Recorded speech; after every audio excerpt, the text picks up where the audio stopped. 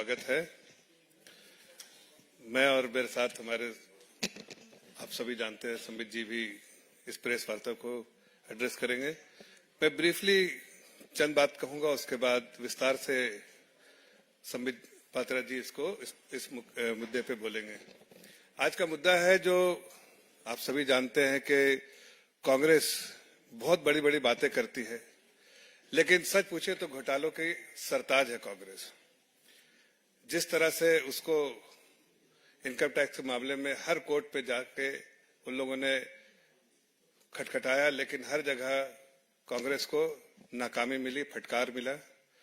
कल भी जो हुआ आप लोगों के सामने है। कांग्रेस पार्टी ने ITIT में ट्रिब्यूनल पे गई, वहां से फटकार मिला। उसके बाद वो दिल्ली हाईकोर्ट का दरवाजा खटखटाया, वहां से फटकार मिली। और जिस तरह से उन्होंने हमारी पार्टी को या सरकार को या जिस तरह से इनकम टैक्स को कटघरे में खड़ा किया, हकीकत है कि कांग्रेस पार्टी एक घोटालेबाज पार्टी है। वो बाहर में तो कुछ और दलील देते हैं, लेकिन जब इनकम टैक्स के मामले में जब कोर्ट के अंदर दलील देनी होती है तो वो दलील नहीं दे पाते हैं। इसलिए कि उन्होंने बहुत सारी कमियां रही हैं, बहुत सारे घोटाले किए हैं और बहुत सारी चीजें जो है छुपाने की कोशिश की है। ये सारी चीजें जो है संबित पात्रा जी विस्तार से आपको इस प्रेस कॉन्फ्रेंस में बताएंगे। Over to Sandeep ji. धन्यवाद बंधु जफर जी, आप सभी का अभिनंदन है। आज का ये जो प्रेस कॉन्फ्रेंस है, ये कांग्रेस पार्टी ने 2 दिन पहले जब राहुल गांधी, मल्लिकार्जुन खड़गे और सोनिया गांधी जी तीनों ने बैठ करके मुख्यतः कांग्रेस पार्टी के अकाउंट को कोट अनकोट फ्रीज कर दिया गया है और देश में लोकतंत्र की हत्या हो गई है। कांग्रेस के अकाउंट का फ्रीज करना देश में लोकतंत्र के हत्या के बराबर है। जो ऐसे शब्दों का प्रयोग किया गया, जैसे उदाहरण दिए गए और जिस प्रकार का माहौल था, तुरंत आदरणीय रविशंकर प्रसाद जी और हमने सभी ने काउंटर में प्रेस कॉन्फ्रेंस किया था।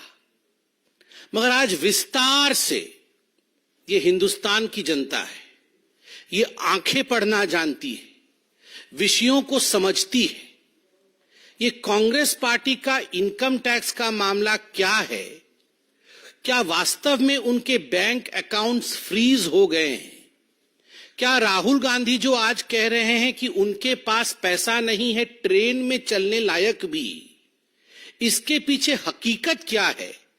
विस्तार से आज भारतीय जनता पार्टी तथ्यों के माध्यम से आपके समक्ष विषय को रखने वाली है।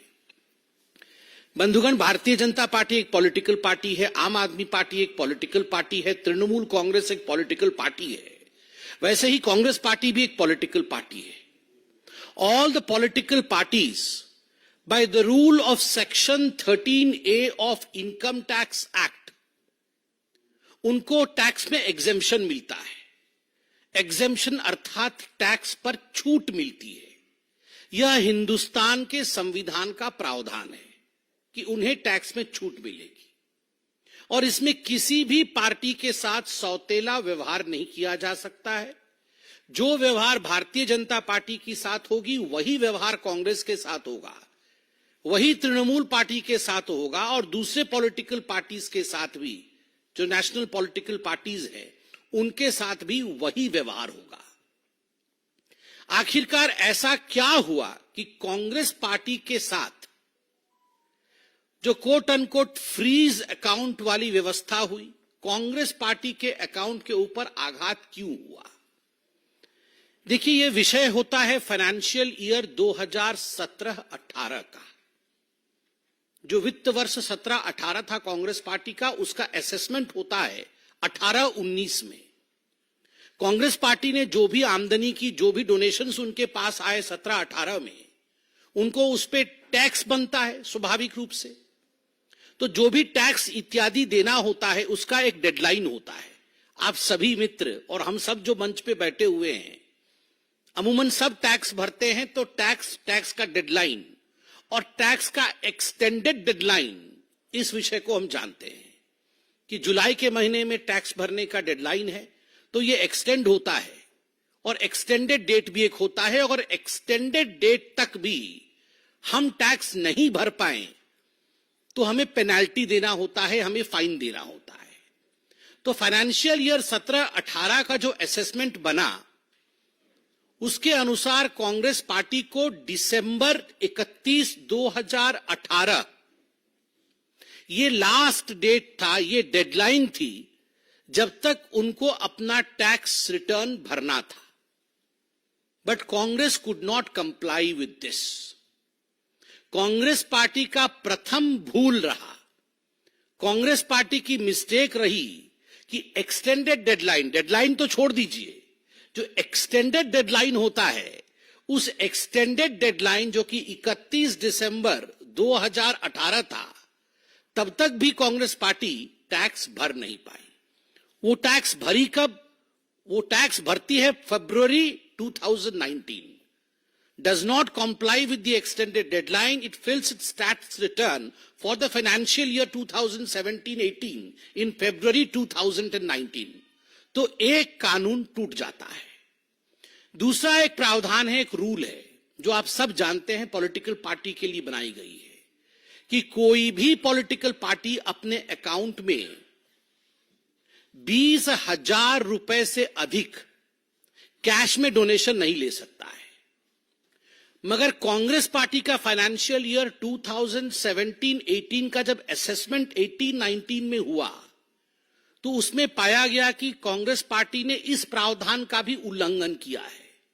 Congress party has not complied with this rule that no political party can receive donations beyond 20,000 rupees. Astonishingly, I don't know why, despite knowing the rules, Congress party had accepted a donation worth 14 lakh rupees. Cash में financial year 17-18 में उन्होंने 14 लाख रुपए donation लिया है, बेनामी donation, जो कि rule number 2 टूटता है। तो 17-18 फाइनेंशियल ईयर में दो प्रावधान को कांग्रेस ने तोड़ दिया। डेडलाइन और एक्सटेंडेड डेडलाइन के अंदर टैक्स रिटर्न्स नहीं भरे, और कैश में जो डेडलाइन और जो लक्ष्मण रेखा थी उसे कूद करके उन्होंने अधिक पैसे डोनेशन ले लिया। और एग्जेम्पशन रूल का 13A में स्पष्ट मानना है कि यदि आप इन प्रावधानों को नहीं मानेंगे तो जो एग्जेम्पशन का कानून आपको दिया गया है, जो प्रावधान एग्जेम्पशन का आपको दिया गया है, वो फैसिलिटी विड्रॉ कर ली जाएगी। तो कांग्रेस पार्टी का जो एग्जेम्पशन दिया गया था एक पॉलिटिकल पार्टी के नाते 13A के अंतर्गत, दैट वाज विड्रॉन। तो स्वाभाविक रूप से अब कांग्रेस पार्टी क्या कहलाती है?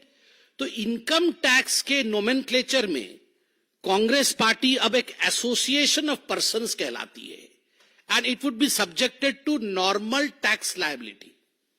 एक group of association of people है, और एक एसोसिएशन ऑफ पीपल जब कोई ट्रस्ट इत्यादि इत्यादि चलाते हैं तो उनका जो टैक्स लायबिलिटी होता है, नॉर्मल टैक्स लायबिलिटी होती है, वो नॉर्मल टैक्स लायबिलिटी के ब्रैकेट में कांग्रेस पार्टी आ जाती है। अब आ जाइए आप जुलाई 2021 में।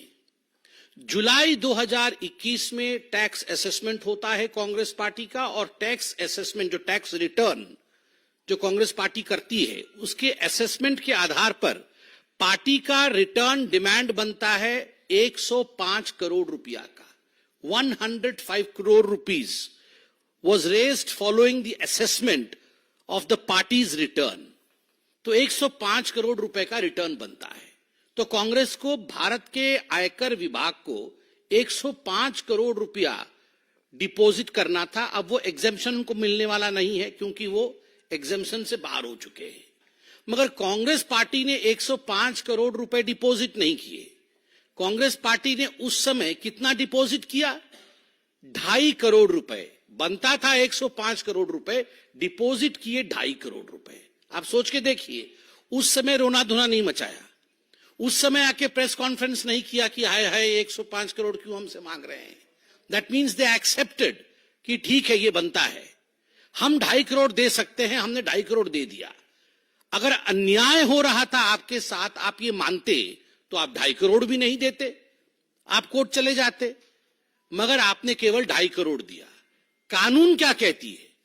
जो आयकर कानून है, इनकम टैक्स एक्ट है, वो कहती है जो रकम बकाया है यदि आप उसका 20% रकम भी भर देंगे तो आप केस से एग्जेम्प्ट हो जाएंगे। The case would be kept in abeyance, exempt नहीं होंगे, अबेयंस में रखा जाएगा। आप अपने अकाउंट में काम करते रहिए, वो अलग से केस चलता रहेगा, it would be kept in abeyance. अगर 20% भरते हैं, 105 करोड़ का 20% लगभग 21 करोड़ रुपए बनता है। अगर 21 करोड़ रुपए कांग्रेस पार्टी भर देती तो ये पूरा मामला जो आप आज सुन रहे हैं, देख रहे हैं, जिस पे प्रेस कॉन्फ्रेंस हो रही है, तो ये कुछ होता नहीं, क्योंकि ये कानून है, केस को अबेयंस में रखा जाता, ये चलता रहता। मगर कांग्रेस ने जिद किया हम केवल 2.5 करोड़ देंगे, और 2.5 करोड़ दिया, वो केस चलता रहा। तो जब आप इनकम टैक्स रिटर्न के अमाउंट को भरते नहीं है तो उस पर आपको इंटरेस्ट भी देना होता है। 105 करोड़ पे इंटरेस्ट पे इंटरेस्ट, इंटरेस्ट पे इंटरेस्ट जम करके अब वो 135 करोड़ का रकम बन चुका है। और याद रखिए, जब तक ये पूरा रकम नहीं भरा जाएगा, this will keep on rising, the interest will keep on rising. तो ये 135 करोड़ कल बढ़ के 140 करोड़ भी हो जाएगा यदि समय पे इसकी भरपाई नहीं होती है। तो कांग्रेस ने देखा, अच्छा ये तो पैसा बढ़ता जा रहा है, क्योंकि दे वर द डिफॉल्टर्स। तब वो जगे और वो पहले गए कमिश्नर अपील्स के पास। जब कमिश्नर अपील्स के पास गए तो कमिश्नर अपील ने उनके अपील को खारिज कर दी। क्या अपील थी कांग्रेस पार्टी की? कांग्रेस पार्टी की अपील थी कि ये जो नोटिस इशू कर रहे हैं रिकवरी के लिए, इसको स्टे करा दिया जाए, हम ये पैसे नहीं देंगे, इस पे स्टे किया जाए। तो कमिश्नर अपील्स ने कहा नथिंग डूइंग, ये स्टे नहीं होने वाला है। उसके ऊपर की अथॉरिटी कौन थी? उसके ऊपर की अथॉरिटी थी इनकम टैक्स अपीलिएट ट्राइब्यूनल। तो ट्राइब्यूनल के पास कांग्रेस पार्टी जाती है और कहती है मिलॉर्ड, ये हमारे साथ ज्यादती हो रही है, किसी भी प्रकार से आप इस नोटिस को विड्रॉ करवाइए और इस पर स्टे लगवाइए। तो इनकम टैक्स अपीलिएट ट्राइब्यूनल कहता है काहे को ज्यादती हो रही है, ये तो देश का कानून है। अगर मैं भी जो ट्राइब्यूनल का अथॉरिटी हूं, अगर हम भी डिफॉल्टर होंगे तो स्वाभाविक रूप से देश के जो आयकर के कानून होंगे वो हम पर भी लगेंगे। तो ट्राइब्यूनल ने भी कांग्रेस की जो डिमांड थी, जो प्रेयर था कांग्रेस को, it was set aside by the tribunal appellate tribunal authority, उन्होंने भी उसको सेट असाइड कर दिया। तो आनंद फानन में कांग्रेस पार्टी के बड़े बड़े वकील तुरंत पहुंचते हैं दिल्ली हाई कोर्ट, और दिल्ली हाई कोर्ट में जाकर उन्होंने कहा कि ये जो इनकम टैक्स अपीलिएट ट्राइब्यूनल है, इन्होंने गलत जजमेंट दिया है, आप ये इनकम टैक्स अपीलिएट अथॉरिटी के जजमेंट को खारिज करिए, नोटिस को स्टे करिए। दिल्ली हाईकोर्ट ने पूरा विषय सुना, एडवर्स रिमार्क दिया, कांग्रेस पार्टी के विरोध में, उनके इस प्रेयर के विरोध में एडवर्स रिमार्क देते हुए कहा कि we are not going to stay the order of the income tax appellate tribunal. Tribunal ने जो कहा है बिल्कुल सही कहा है, हम उसके ऑर्डर को रोकने वाले नहीं है। Neither are we going to stay the proceedings of serving of notice of recovery to you. जो रिकवरी की नोटिस इनकम टैक्स डिपार्टमेंट आपको भेज रही है या आगे भी भेजेगी, उस पर किसी प्रकार का स्टे नहीं होगा। जब यह बात तय हो गया कि ना तो हम ऑर्डर ट्राइब्यूनल का रोकेंगे और ना ही नोटिस सर्व होने से रोकेंगे, तो नोटिस सर्व होता है। फरवरी 2000, अभी 13 फरवरी 2024, कुछ महीनों पहले नोटिस सर्व होता है, और यह कुछ बैंक अकाउंट जो कांग्रेस पार्टी के हैं, उन बैंक अकाउंट्स को अटैच किया जाता है। यह एक रूटीन और नॉर्मल प्रोसीजर है। यदि आप इनकम टैक्स पेई हैं, आपने टैक्स नहीं दिया और आप पे बार बार नोटिस आता है और उसके बावजूद आप डिफॉल्टर होते हैं, आप अथॉरिटीज पे जाते हैं, अपीलिएट पे जाते हैं, कोर्ट पे जाते हैं, और उसके बाद भी आप हार के आते हैं, तो आपके अकाउंट को रोका जाएगा, फ्रीज नहीं किया जाएगा, आपके अकाउंट को अटैच किया जाएगा। उस पर चर्चा होगी कि इससे रिकवरी कैसी करनी है, और यहां बताना आवश्यक है, जो पब्लिक डोमेन में है, कि लगभग 3 या 4 बैंक अकाउंट कांग्रेस पार्टी के ऐसे थे जिनके ऊपर इनकम टैक्स ने नजर डाला, जिनको अटैच करने की एक रूटीन कार्यवाही की। कांग्रेस पार्टी के बहुत सारे अकाउंट्स हैं, केवल ये 3-4 अकाउंट्स नहीं है, मल्टीपल अकाउंट्स है जो फंक्शनल है। और आश्चर्य का विषय है, मैं आज देख के बड़ा हैरान हुआ, बहुत बड़े बड़े अखबारों में छपा हुआ है, Congress party has multiple PAN numbers also. जो PAN number permanent account number होता है, ये मल्टीपल पैन नंबर है कांग्रेस पार्टी के पास, जो कि खुद कांग्रेस पार्टी के संविधान के विरोध में है। कांग्रेस पार्टी का संविधान कहता है कि multiple PAN numbers are not allowed, मगर कांग्रेस पार्टी के पास मल्टीपल पैन नंबर है, मल्टीपल अकाउंट है। तो 3 या 4 अकाउंट पर इनकम टैक्स ने नजर डाला। इनकम टैक्स ने नजर डाल के इनकम टैक्स रूल के अनुसार एक लियन अमाउंट होता है कि आपको 135 करोड़ रुपए बकाया है, तो आप 115 करोड़ रुपए हाथ नहीं लगाइएगा। वो 115 करोड़ रुपए बैंक में रखे रहेंगे, आपके अकाउंट में रखे रहेंगे, आप ही का पैसा है, आपके पास रहेगा, इसको आप विड्रॉ नहीं करिएगा, क्योंकि भविष्य में यदि आप चूक जाते हैं जो बकाया है देने से, तो हम इससे रिकवरी करेंगे। ये कानून है, ये आपके साथ भी हो सकता है, मेरे साथ या जफर भाई के साथ भी हो सकता है, यदि हम डिफॉल्टर होंगे। तो स्वाभाविक रूप से 115 करोड़ रुपए के अमाउंट को बैंक में लियन के रूप में रखा गया। बैंक अकाउंट को फ्रीज नहीं किया गया, बैंक अकाउंट ऑपरेशनल रहे। आप उसमें जमा करना चाहते हैं, जमा करिए, आप उससे विड्रॉ करना चाहते हैं, विड्रॉ करिए, मगर 115 करोड़ जस का तस रहना चाहिए। उसके बाद जितने करोड़ हैं वो आप विड्रॉ करिए, जमा करिए। चेक आती है डोनेशन में, आप उसे जमा करिए, आप उसे विड्रॉ करिए, किसी ने मना नहीं किया है। किंतु 115 करोड़ रुपए, क्योंकि आप डिफॉल्टर है, और ये देश का एक स्टैंडर्ड प्रोसीजर है टैक्सेशन मैटर्स में, this is the standard procedure in the taxation matters of this country according to the IT Act। तो स्वाभाविक रूप से ये जो सेंस ऑफ एंटाइटलमेंट है कांग्रेस पार्टी की, ये क्यों है? आज भी मैं अखबारों में देख रहा था कि कांग्रेस पार्टी के पास जो अमाउंट है वो 1000 करोड़ रुपए का अमाउंट उनके अकाउंट में है, 1000 करोड़ रुपए का अमाउंट। और 1000 करोड़ रुपए के अमाउंट के साथ साथ लगभग 500 करोड़ रुपए का फिक्स्ड एसेट है। और ये राहुल गांधी कुछ बोल रहे थे, ट्रेन में जाने का पैसा नहीं है, ट्रेन में जाने का पैसा नहीं है। हर दिन तो मैं चार्टर्ड फ्लाइट में देख रहा हूं और बोल रहे ट्रेन में जाने का पैसा नहीं है।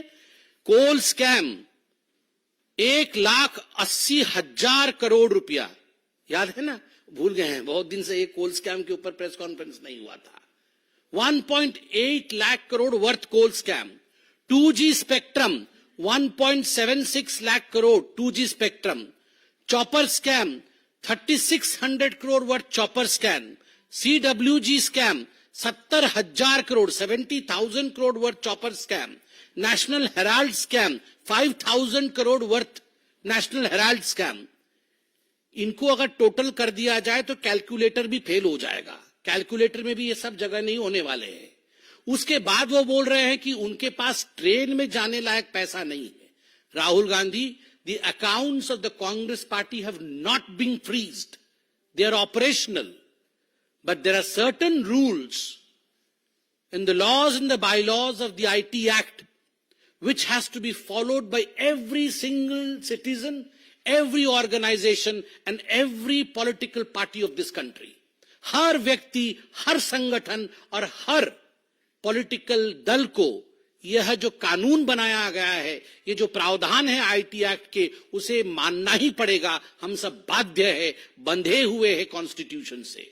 Why do you or Mrs. Sonia Gandhi feel that you are above the Constitution of India? This is the question which is extremely important, and I believe Rahul Gandhi, after this detailed press conference of ours, income tax के बाद के विषय में जो ये detailed press conference हुआ है, राहुल गांधी इसका एक टेक्निकल जवाब देंगे, पॉलिटिकल जवाब नहीं देंगे। धन्यवाद।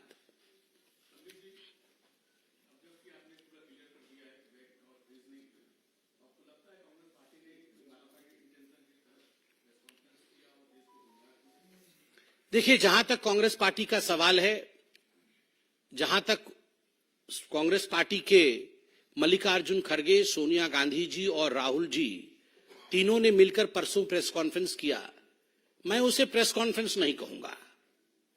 मैं कहूंगा ये जनता के अदालत के सामने उन्होंने अपने आप को पेश किया और वहां उन्होंने एंटीसिपेटरी बेल लिया है।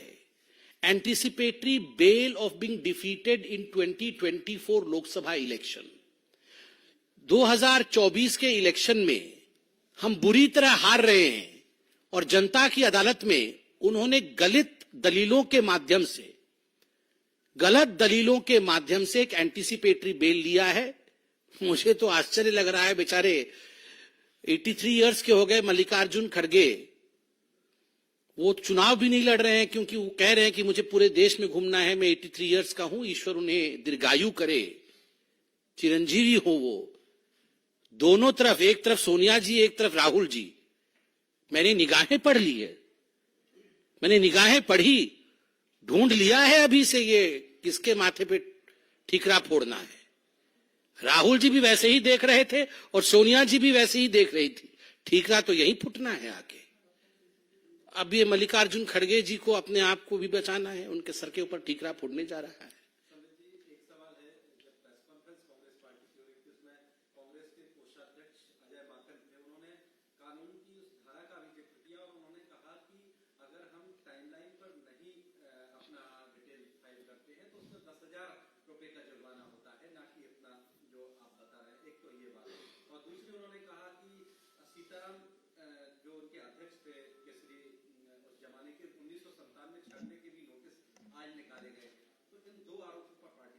देखिए, पहला विषय है कि अजय माकन जी, अभिषेक मनु सिंघवी जी बड़े बड़े वकील हैं, अगर इतने अच्छे अच्छे दलील हैं उनके पास जो कि प्रेस कॉन्फ्रेंस में वो प्रस्तुत कर सकते हैं कि हम डिफॉल्टर है तो मात्र 10,000 रुपए में हमें छोड़ देना चाहिए, तो इनको किसने प्रिवेंट किया है ये दलील जाके हाईकोर्ट और ट्राइब्यूनल के सामने रखने से? अरे अजय माकन जी को भेजना चाहिए था ना, मल्लिकार्जुन खड़गे जी को, कि अजय जी आप जल्दी जाओ, ट्राइब्यूनल के सामने प्रस्तुत हो, जल्दी जाकर दिल्ली हाईकोर्ट में ये सब बातें बताओ जो प्रेस कॉन्फ्रेंस से बता रहे हो कि इन प्रावधानों के अंतर्गत ऐसा होता है। तो नहीं बता पाए हैं, अर्थात केवल और केवल झूठ का पुलिंदा यहां रख रहे हैं। कोर्ट में दूध का दूध और पानी का पानी हो रहा है, सच्चाई कोर्ट में है और यहां सब बोल बच्चन है। मर्डर कभी भी हुआ हो, जब गुनहगार पकड़ा जाता है तभी से काउंटिंग शुरू होती है। ऐसा नहीं है कि I will murder today and if you catch hold of me after 20 years मैं पाक साफ हो जाऊंगा।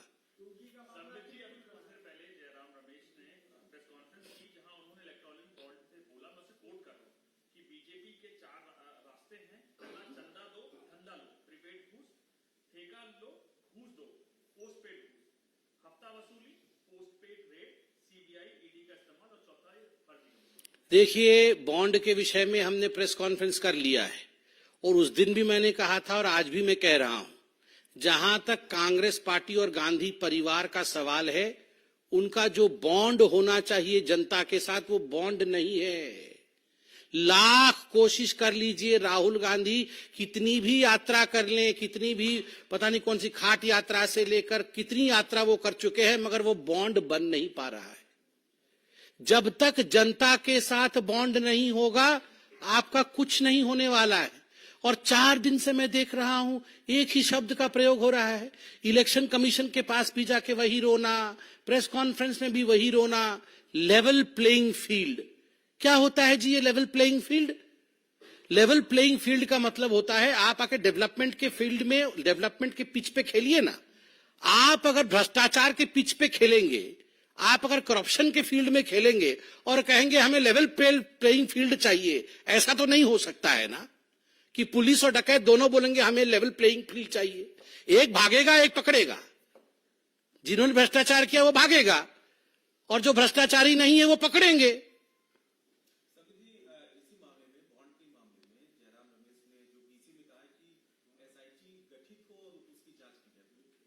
देखिए, उनका कर्तव्य है, वो सब कहते रहेंगे और क्या कहेंगे आप बताइए। ये जयराम रमेश जी हो चाहे कांग्रेस पार्टी हो, ये सब जानते हैं कि आज उनकी हालत क्या है। अब तो बैठ के, अब सब पार्टी के लोग भी उनके छोड़ रहे हैं एक एक करके। अब बैठ के तो वहां पर मोदी जी और बीजेपी के विषय में अच्छा अच्छा बोल नहीं सकते हैं। मन में तो जरूर बोल रहे होंगे कि हम तो जा ही रहे हैं, मन में बोल रहे हैं, अब मुंह से तो बोल नहीं सकते हैं, तो यही सब बोलेंगे, झूठी बातें। Thank you so much friends.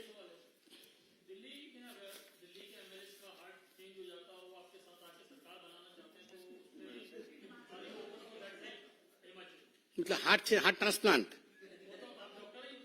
देखिए अभी ये विषय हार्ट का बाद में देखेंगे।